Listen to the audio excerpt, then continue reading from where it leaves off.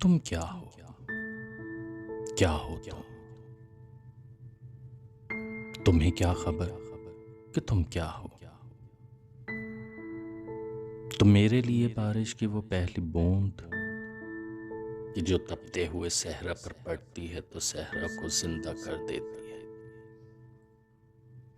तुम मेरे लिए सूरज की वो पहली किरण जो चेहरे को छूती है तो सुबह का एहसास होता है।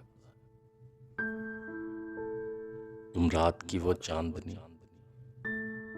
तुम रात की वो चांदनी जो ठंडक का एहसास दिलाती है।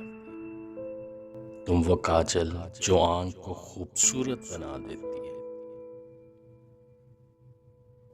मेरे थकन से चूर बदन को जब तुम छूती हो तो बदन की सारी थकन जैसे उतर जाती है।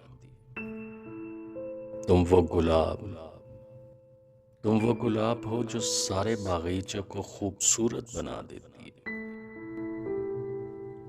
तुम हो तो पूरी दुनिया पर हुकूमत मेरी, तुम नहीं तो दुनिया दुनिया ही नहीं, तो दुनिया दुनिया ही नहीं।